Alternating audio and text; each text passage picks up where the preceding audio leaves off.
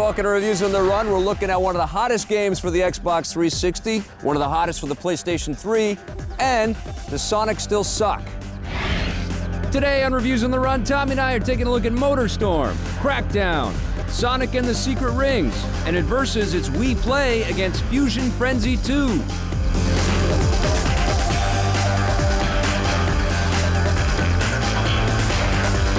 Some of the games we look at on Reviews on the Run are intended for a mature audience. Please pay attention to each game's ESRB rating. All right, the first game we're talking about is Motorstorm for the PlayStation 3. Much anticipated. They delayed it a little bit. This is one of the first games. They came out as a demo on the PlayStation. You could download it on the PlayStation 3. They came out as a demo, but then earlier on when they announced the PlayStation 3, they released this amazing movie. Well, CG movie. Yeah, because the game isn't quite as good as the CG film. Well, it doesn't look as good, but it certainly is fun. It is very fun, and it is beautiful. They did a fantastic job. Evolution in the UK did the game. They've done rally racing type games before, lots of that kind of stuff. To me, this is the best game that's ever come out on the PlayStation 3 so far, which isn't saying much, but this is what, you know, if we had 20 games like this on launch, now it's worth the $600. Well, I think it's important to say that it's a unique game to the PlayStation 3. It's not, you know, sharing Xbox 360 space. It's not a port of another game. It's not, you know, translated over to the PlayStation 3. It was built specifically for the machine. I think it delivers the best looking graphics we've seen so far on the machine. Well, Gran Turismo is going to have something to say about that, but it still does look pretty. The environments are really great. The cars break apart beautifully. Well, that's the thing. See, now we're starting to talk a little bit about what next generation is going to bring to the picture. And the fact right there where, you know, all of the cars, the vehicles, whatever, you know, break apart in all these bits, and they all have their own motions, and, you know, pieces and physics, and they fly. It's kind of like Burnout meets a psychotic off-road racing event. And road rash. And little road rash, because you can race on motorcycles and ATVs all the way up to like big semi-trucks. You know, it's pretty crazy. They have buggies, they've got rally cars, and it is a kind of a trip because every vehicle has its own physics, and they've created all of these different tracks. There's about 8 different tracks, but the lines in each of the tracks, because it's like rock formations in Monument Valley. There's a million different ways to go through all these things. Which is great. It's awesome, and it's one of those games where you just get into it right away. You feel comfortable with the controls. The way they've set up the turbo and everything is fantastic. If you use it too much, it actually blows you up. But here's my big problem with the game, is that it really is just this very kind of linear kind of progression. You earn these different tickets in this racing event, and you unlock stuff as you come in first and beat different tracks as you go in this, you know, pretty straightforward single-player experience. And it's really just racing. There aren't stunt modes and all kinds of other different kinds of ways to play the game. The game is a stunt mode. I know. But throw yourself off the cliff and you can actually... But they should have that as a specialized mode. They should have come up with some different ways to attack the gameplay and for you to have fun with these vehicles. This is the most fun I've had since Burnout. But the other big disappointment for me is there is no split screen. And even though... So what? This isn't the 90s? I know, but even though split screen... This ain't GoldenEye, mother... Every once in a while you bring somebody over, you want to show them what the PS3 can do. Right. You sit them down, they play the single player for a bit, and then you go to the kitchen and eat and just ignore them in your living room. You can't play them at all. No, I've had a lot of people over, and what's fun about this game... everybody sits on the couch and goes, ooh, wow. Exactly. Another thing I liked, which is not really a big surprise because every kind of racing game these days has cool music, but this has a great licensed soundtrack with Nirvana, some Wolfmother. You've heard of Nirvana. Wolfmother? Wolfmother from Australia. They rock, man. Slipknot's on there. Any a bunch Rob of other Zombie? Ones. I didn't notice any Rob Zombie, but would not be surprised. I highly recommend it for PS3 owners out there. I'm going to give it an 8 out of 10. For me, I give it a 9. I think it's the best PlayStation 3 game, and a little look at what next generation is going to start to be like.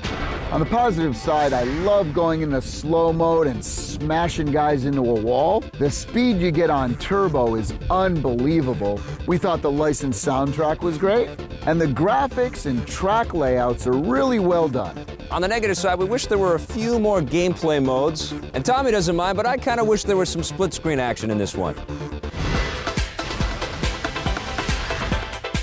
Hey, now imagine if Captain Jack had one of these, huh? In Pirates of the Caribbean. What am I talking about? Johnny Depp probably has like 3 or 4 of those based on how much money he's been making. But I've been playing Sid Meier's Pirates on the PSP, and I gotta say, they did a terrific translation to this handheld unit. It's very, very cool, very faithful to the classic PC game, which was based on a very classic PC game back in the late 80s, actually. It's based on a 1987 game, was translated to the PC a few years ago, then the Xbox, and here it is in the PSP. And they've done a beautiful job. The graphics are bright and colorful and cartoony. All the character animations and stuff like that are very, very smooth. You basically play a pirate that you can customize and become any kind of character you want to in the 17th century Caribbean. And basically you have to go and battle different people and loot their ships, and you get into sword fights. You can dance with the daughter of the governor. They actually did a great job with this one. Sid Meier's Pirates, 9 out of 10. Don't go away. When we come back, we're taking a look at Crackdown for the Xbox 360.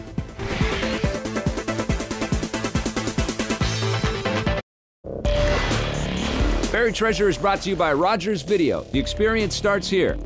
All right, so there's been a rash of open world games out there. Everybody trying to cash in on the success of Grand Theft Auto. And some games do it better than others, and I'm not gonna lie to you, Driver Parallel Lines isn't as good as any of the Grand Theft Auto games, but it actually was pretty decent, and it had a pretty cool premise. It actually takes place in 1978 and in 2006. You play the same character. You're a guy named TK who comes to New York City, ends up being a wheelman, hooks up with the wrong kinds of people. They set him up.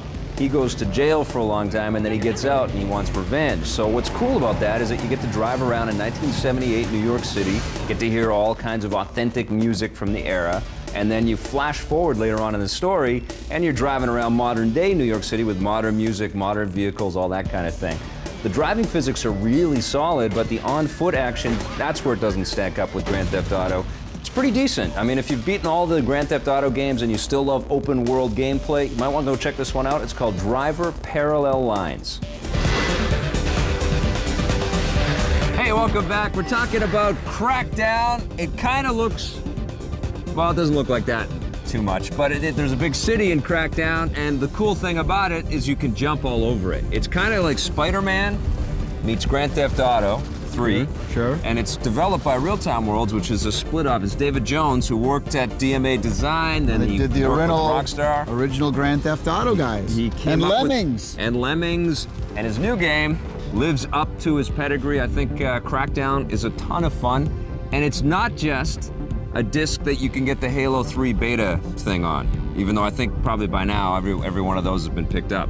And that's what we thought when they announced Crackdown was going to have the Halo 3 beta as part of the edition, that people were just going to buy it for that, but it actually turned out to be a fantastic game. I've really had a great time playing Crackdown. Well, it's a sandbox type environment. Yep. Now, you know, the graphics aren't the greatest out there. They kind of went with a little cartoony style almost. They look a lot better than I thought. When we saw it last at E3 and stuff along the way, I thought, didn't look that great. Yeah, it didn't look that good, but I actually think that it turned out really solid. Right, but not real, you know, no, the buildings. It's not Gears of War. You get an enormous city to drive around in and fly around in and jump around in. But what I love is the level of detail that all of the things that you can do. That's the incredible part. The cool thing about Crackdown is that you're not just like a cop or a robber dealing with like driving around in the city and ripping people off and killing people, although you do that. It's about this kind of sci-fi, comic book, superhero type environment and world that you're in, and you play a cop in this kind of futuristic city that can actually be augmented, and you can